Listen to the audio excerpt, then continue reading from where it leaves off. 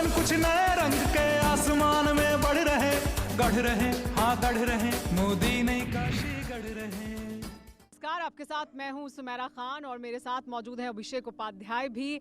और जैसा कि आपने अभी सुना, वाराणसी शहर के बारे में वाकई ये मान्यता है कि भगवान शिव के त्रिशूल पर टिका है ये शहर और अपने आप में एक अलग तरह का संतुलन बनाए रहता है ये शहर हर समय। और इसी वजह से केदारनाथ सिंह ने कहा था, किसी अलक्षित सूर्य को देता हुआ अर्घ, शताब्दियों से इसी तरह गंगा के जल में अपनी एक टांग पर खड़ा है ये शहर, अपनी दूसरी टांग से बिल्कुल बेखबर।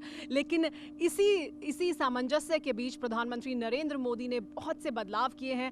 आज हम यहाँ इस क्रूज पर मौजूद हैं जिस पर प्रधानमंत्री नरेंद्र मोदी भी मौजूद थे तब जब उन्होंने दर्शन किए, तब जबकि वो गए बाबा विश्वनाथ के दर्शन करने के लिए, तब जब वो शाम में महाआरती में उन्होंने शिरकत की। तो आज हम भी उसी तरह से देखने की कोशिश करेंगे काशी को, कितनी बदली है काशी, इस बदलाव को कैसे काशी के लोग महसूस करते हैं। प्रधानमंत्री नरेंद्र मोदी ने जब यहाँ से देखा होगा तो उन्होंने क्या कुछ देखा होगा, किस तरह के दृश्य यहाँ से दिखाई देते हैं, वाराणसी की कैसी तस्वीर उभर कर सामने आती है, वो सब कुछ आज हम देखेंगे और आप सबको दिखाएंगे भी। और इसे हम पुण्य पंथ कहते हैं। ये पुण्य पंथ है। पुण्य पंथ इसलिए है क्योंकि इस पूरे मार्ग में हमको काशी की ऐतिहासिकता, काशी की सनातनता, काशी की आध्यात्मिकता, उनके पवित्र चिन्ह मिलेंगे। इसी काशी के बेटे जयशंकर प्रसाद ने लिखा है कि अमर्त वीर पुत्र हो, दृढ़ प्रतिज्ञ सोच लो, प्रशस्त पुण्य पंथ है, बढ़े चलो बढ़े चलो। तो हम बढ़ चले और आपको जो प्रधानमंत्री ने देखा, जो काशीवासी देख रहे हैं, जो सदियों सदियों से देखा जा रहा है, आपको घाटों की महान परंपरा दिखेगी। आपको 80 दिखेगा जहां पर 80 नदी मिलती है गंगा से। आपको वो तुलसी घाट मिलेगा जहां राम बोला तुलसीदास बने, जहां पर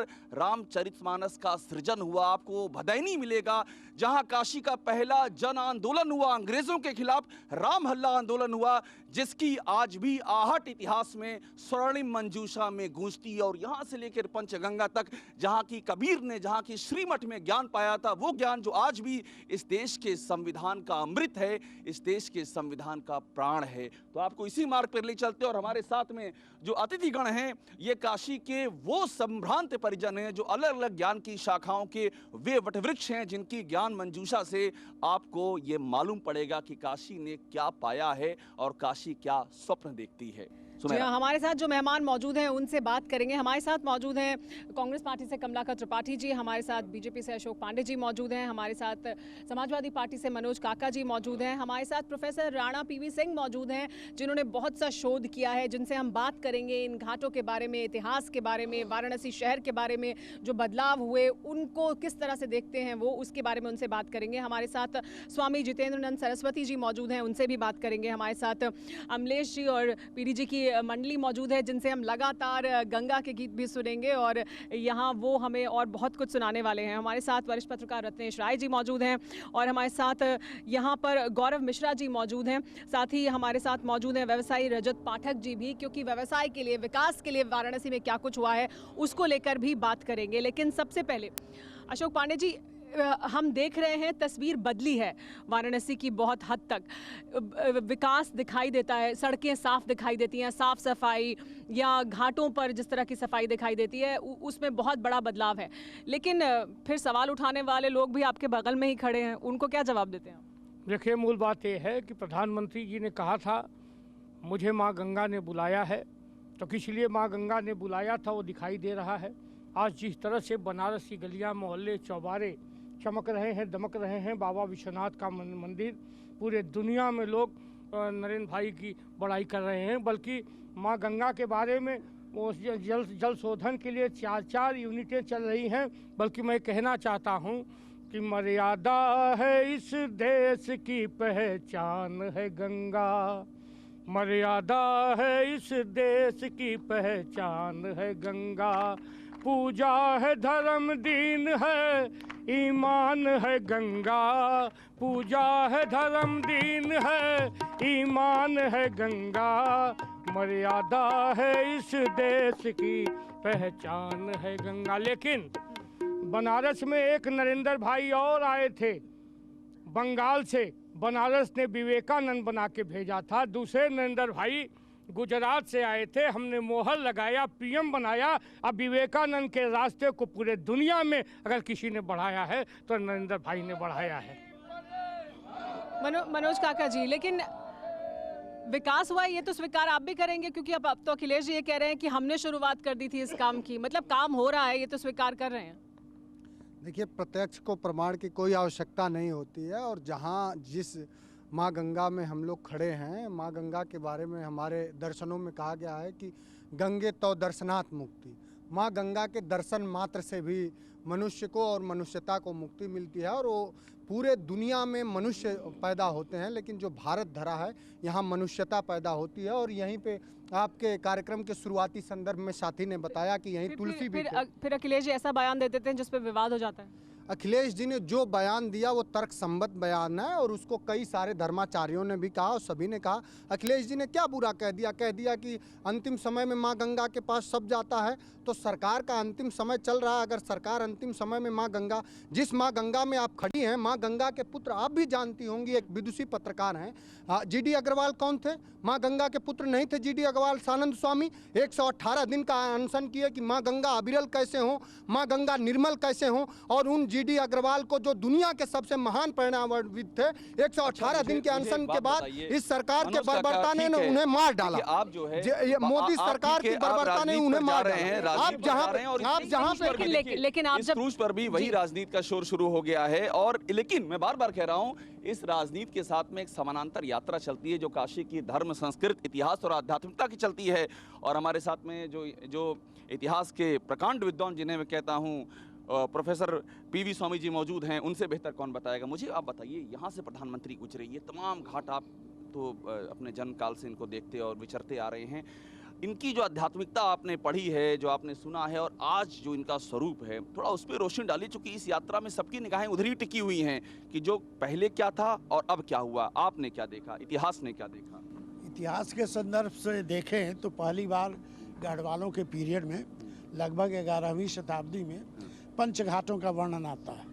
और ये पंच तत्व के क्षिति जल पावक गगन समीर, पहली बार ऐसा ये जोड़ा गया।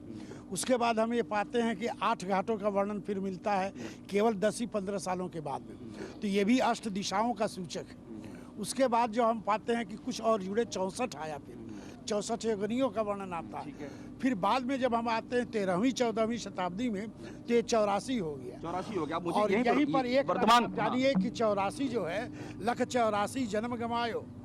सनातन धर्म के अनुसार 84 लाख योनि में मनुष्य घूम के तब आता है। बेहतर हुआ है जो इतिहास के पन्नों में आप पढ़ते आए थे, उससे आज की जो तस्वीर है कुछ बेहतर हुई है? मैं यही कह सकता हूं कि बहुत कुछ बेहतर हुआ है। और उसमें एक चीज जो सबसे महत्वपूर्ण, महानिर्वाणी घाट से गुजर रहे हैं हम लोग। महानिर्वाणी घाट, हर घाट की सनातनता एक परंपरा है। तो उसमें जो परंपरा थी और जो आधुनिकता है, जिसे हम ट्रेडिशन एंड मॉडर्निटी कहते हैं, तो इस लिंक में हम कह सकते हैं कि हमारे प्रधानमंत्री का बहुत बड़ा योगदान है। एक ओर ट्रेडिशन रहा, दूसरी ओर मॉडर्निटी को जोड़ा, और दोनों साथ साथ जीवंत चल रहे हैं। मैं एक वैज्ञानिक के रूप में, मैं इतिहासकार नहीं हूँ, इतिहास डील करता हूँ, लेकिन मैं एक वैज्ञानिक हूँ। मैं ये कह सकता हूँ, मैंने लिखा है कि ये चीज़ें इस तरह चल रही है, ये दुनिया में अनोखी है। जी, कमलाकर त्रिपाठी जी, जब हम देखते हैं घाटों को, देखिए इस वक्त भी जब हम देखते हैं तो जो साफ सफाई दिखाई देती है, जिस तरह की तस्वीर दिखाई देती है, ये पहले नहीं दिखती थी। तो ये अगर अभी हम देख रहे हैं इस वक्त भी, तो ये जो तस्वीर दिखाई देती है वाराणसी की, क्या ये बेहतर नहीं है? क्या ये हम नहीं देखना चाहते थे इस रूप में वाराणसी को? देखिए सुमेरा जी, एक पुराना लाइन है कि आंखों में कर दे अंधेरा तुम ऐसी रोशनी से बचना। बात सिर्फ घाटों की सफाई की नहीं है। घाटों की सफाई काशी का नागरिक सनातनी करता चला आ रहा है। लोग यहाँ नहाते थे और घाटों को धुलते थे। और अगर घाटों की सफाई का काम था तो नगर निगम का था। बेसिक चीज़ क्या है, मैं बधाई दूंगा नरेंद्र मोदी जी को, वो देश के पहले विध्वंस के नायक हैं। उन्होंने बाबा विश्वनाथ के यहाँ जो विध्वंस किया है, जो पुराने विग्रहों को खंडित किया है। और आपको बताऊं, बाबा विश्वनाथ के दरबार से, इससे जब अहिल्याबाई होलकर ने स्थापित किया, उसके पूर्व अविमुक्तेश्वर के रूप में वो पूजे जाते थे। अविमुक्तेश्वर मंदिर खत्म हो चुका बाबा विश्वनाथ के धाम से। आज की डेट में माता पार्वती को उन्होंने अलग कर दिया। शिव वो हैं जिन्होंने सती के अपमान पे तांडव कर दिया था। आपने माता पार्वती की मूर्ति वहां से हटा दी, आपने बनारस का पौराणिक स्वरूप खत्म कर दिया, जो सिटी ऑफ लेंस माना जाता था, ओल्डेस्ट लिविंग सिटी माना जाता था, वो खत्म कर दिया। इस पर जितेंद्र सरस्वती जी से प्रतिक्रिया लेती हूँ, आप भी कुछ कहना चाहते हैं अशोक? ये मेरा ये मानना है कि ये लोग गलत कह रहे हैं। ये अलग बात है कि हमारे चलते धर्म की बात करने लगे लोग, वरना ये सुप्रीम कोर्ट में हलफनामा देते हैं कि राम सीता का कोई अस्तित्व नहीं है। वो कांग्रेसी अगर धर्म की बात कर रहे हैं तो हम बधाई देना चाहते हैं मोदी भाई को। मोदी जी की देन है कि ये लोग भी धर्म की बात जो इन्होंने जो नष्ट किया है, जो विधर्मी धर्म की बात कर रहे हैं, लगता है शैतान हनुमान चालीसा पढ़ रहा है। कालनेमी, यस, मुझे बहुत अच्छी तरह याद आया, कालनेमी राक्षस था जो कि राम राम जप रहा था। के लोग हैं ये माननीय मोदी जी कालनेमी के रूप में हैं और यहाँ संकट मोचन। आप ऐसे शब्दों का 10 जनपथ मामा मारी इस्तेमाल करें, देखिए ऐसे शब्दों का इस्तेमाल ना किया जाए। परवाह देश की, सोमवार से शुक्रवार रात 10 बजे TV9 भारतवर्ष पर।